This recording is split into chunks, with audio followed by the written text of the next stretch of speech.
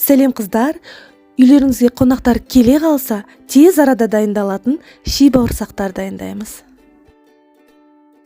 Ол үшін бізге ең алдымен жарты құты қойытылған сүт қажет болады. Бір жұмыртқа, жарты қасық ас содасы.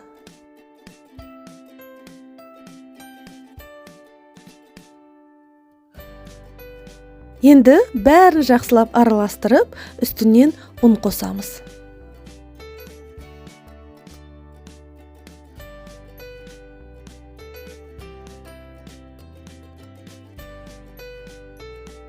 Қолға жабыспайтын қамыр шыққанша қажетінше ұн қосамыз.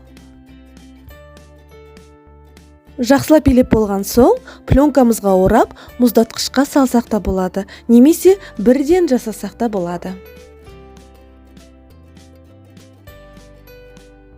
Енді видеодағыдай 5 мм шамасында майдалап тураймыз. Қамырыңыз тураған кезде пышаққа жабысса, осылай ұнға ұнатып алыңыз.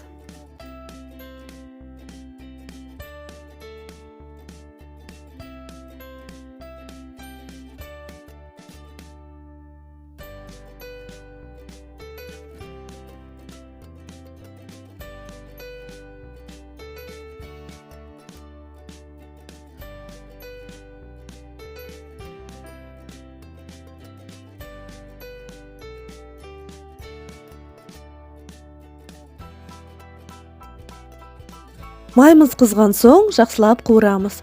Күйіп кетпеу үшін жиі араластырып тұру қажет.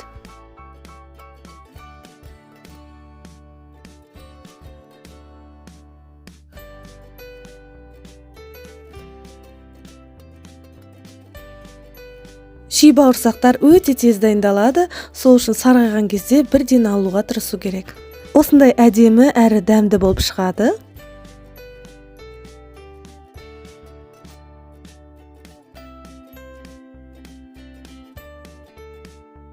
Рецепт ұнаса, каналыма тіркелуді ұмытпаңыздар, әлі де көп рецепттермен бөлісемін. Осымен біздің ши бауырсақтарымыз дайын болды.